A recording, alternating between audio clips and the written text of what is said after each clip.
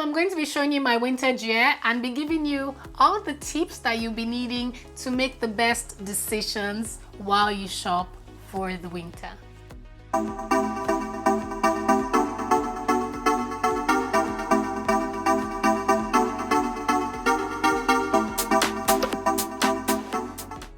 In my last video, I compared life in the UK versus Canada, but one thing I failed to talk about was the weather.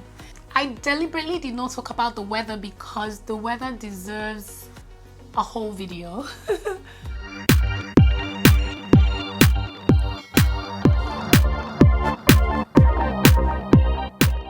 Hi everyone, you're welcome back to my channel. If this is your first time of being here, thank you so much for clicking this video and I hope you enjoy it. Please subscribe to my channel by clicking that subscribe button and also the bell button so that you know whenever I post a brand new video. For all my returning subscribers, thank you for always coming back to watch my videos. I really appreciate all of your support. Please make sure to check out my previous videos to see if there are any videos that you'll find interesting. In this video, I'm going to be showing you pretty much how I dress for the winter. So before we get into the video, I just wanted to quickly mention that, you know, the weather in the UK versus Toronto is so different. When I was in the UK, I never had any proper winter gear. I had a skinny leather jacket. I had a pair of boots that were also very helpful. The coldest it ever got whilst I was there was, I think, -4 degrees Celsius. And then when I brought those boots and the jacket to Canada, it was just so stupid. Like, okay, is this for the fall or what is this really for? So I mean, the weather in England is very all over the place. There's always a ton of rain, and in the summer, I mean, on average it could be like maybe 25 degrees Celsius. That's still not hot. And the days when they're having a heat wave, when it's like 29-30 degrees, everybody is out to have a sun bath. I always found, you know, those days very laughable when like everybody just comes out all at once because it's just a little bit hotter than usual. But here in Canada, the weather is extreme. It's extremely cold, it's extremely hot. It rains as well when it's springtime, so that's around, say, March until June. It's not too bad as compared to the UK, but I always say when you're in Canada, wherever you go, just always like have a spare jacket in your car or an umbrella. You never know. I always go everywhere with a scarf. The coldest it ever got in the winter of 2016 by my own calculation, because I remember very well because it was my first winter and I was always on the weather app just to, like, you know, learn how to, you know, dress for each day. So the coldest I experienced was -24 degrees. I had a friend who was so wonderful to teach me the ropes, taught me how to identify the different types of snow, even taught me the concept of black ice, if you do not know what that means. You know, I'm going to explain that later. Michael, thank you so much for everything that you taught me when I first came to Canada. It's because of what you taught me I'm able to figure things out for myself, and now I'm able to teach other people, so thank you. So basically, if you're coming from the UK and you feel like, oh, we experience winter in the UK, I'm going to do just fine in Canada, well, it depends on where you're going to be going to in Canada. If you're going to be going to BC, British Columbia, yes, British Columbia is one province in Canada that, you know, usually have maybe between 1 to coldest -6 degrees in the winter time. So it's just perfect for all my British folks who wants to come here. Otherwise, if you're going to be coming to Ontario, then you'll need to brace up for what you're going to be experiencing. This is the month of September, and this is the best time to actually prepare for winter, because usually between the fall and the winter is like 2 seconds. So do not waste any time. This is the best time to look for what's on sale and buy everything that you need to prepare yourself for the winter. Now I'm going to be showing you my winter gear and be giving you all the tips that you'll be needing to make the best decisions while you shop for the winter. The first thing I want us to talk about is a thermal wear. The reason why I find the thermal wear extremely important is because it can make your winter 10 times better if you're able to keep your lower body parts warm. For example, this one can stretch up to a medium body size and it's really comfortable. I usually wear this under my jeans, or if I'm going to be wearing a dress or a skirt or even shorts, I could wear them and then wear a legging on top. The next thing I always make sure to wear during the winter is some good nice stretchy leggings. I have a bunch of these and they are very helpful in sealing in that heat after wearing my thermal wear. Now, if you're wearing sweaters and thermal wears and leggings in the winter time, it's very normal for them to start having the lint come off. Now, what the shaver does is to revive your clothing to make them look nice and clean, and it's just so easy to see how you can use the shaver on any of your clothes just to bring it back to life. When you're using the shaver on lighter clothes like the leggings, for example, you have to be really careful because the blades are really sharp and it can trap the fabric. So you have to be really gentle with it depending on the type of fabric you're trying to shave. The next thing I would like to talk about is my huge, good old-fashioned blanket scarf.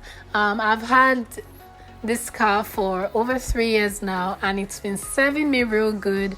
It's more than a scarf to me. It has become a sentimental piece for me because I've used it for so many things outside of the winter, and I find it so helpful. Everybody needs a scarf like this for the winter. It's super warm, it's fashionable, it's comfortable. It's just huge. It can cover me and someone else if I wanted. Next thing you need as part of your winter gear is definitely gloves. So I got these fancy gloves because they'll let me use my phone on the go. They are not really warm, as you can see.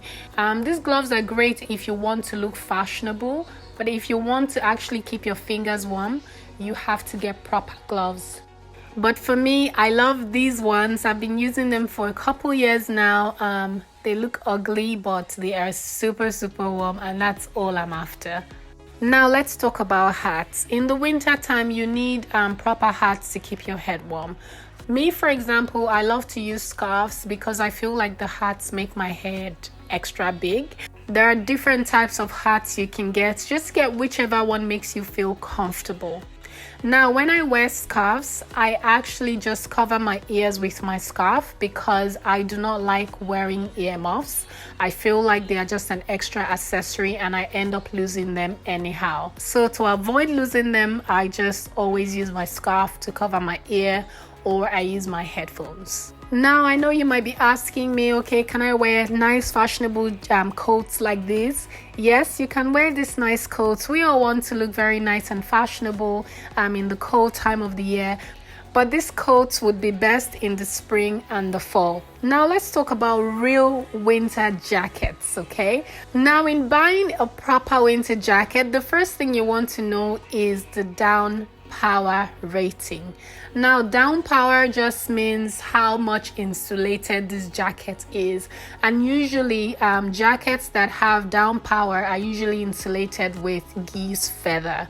So the higher the down power, the more warmer the jacket will make you feel. When you're buying a winter jacket, you want the hood to be really big so that when it's snowing or raining, you can cover yourself without necessarily having to have an umbrella or, something else to cover yourself. So I have this big winter jacket, and I also have the Power Down series jacket, which I wear when the weather is maybe anywhere from -10 degrees Celsius and lower. This jacket has a detachable hood which cannot really go over my head, so I just take it off and I always use my scarf because I don't use it when it's extremely cold. This jacket is nice and snug, and it's just really perfect when it's not super cold.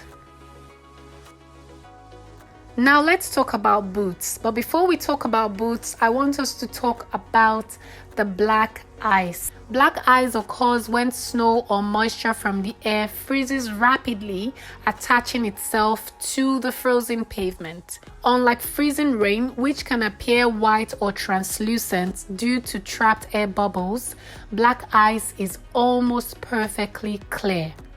Because black ice is hard to see, it can cause a slip, fall, or a car accident. When you're aware that black ice can be in a particular area or place, it helps you to prevent an accident, and it actually helps you to make the best choice on what shoes to wear or how to walk, depending on what shoes you're wearing. So when it comes to boots, you need to choose a pair of boots that have like really firm grip on the bottom. Now these boots are actually okay, they will do the job, but you still need to be very careful when you walk with them. I actually got these boots from a thrift store. It was my lucky day. They were brand new and they were just coming in from the store, and I was like, shoot, is this my lucky day or what? They are super warm, as you can see, and I don't even have to wear like super thick socks when I wear these boots because they are extremely warm. I also have a second pair of boots by Coach, which was actually bought from the same thrift store on the same day. I love the Coach boots, but they are not extremely warm, not as warm as the ones from Wanderlust. Now let's do a recap of all the things that you need in your shopping cart for the winter.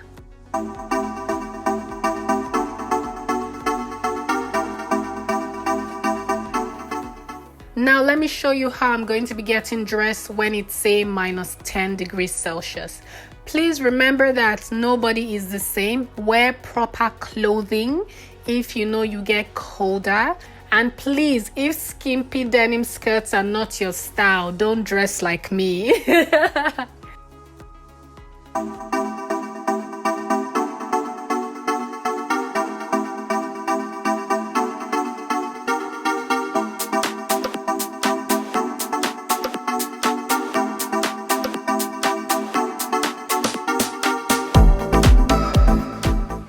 I hope that this video helps you in your winter shopping. Please let me know if you like this video. Feel free to share it to your friends and your family who you think might be in need of the information I've shared in this video.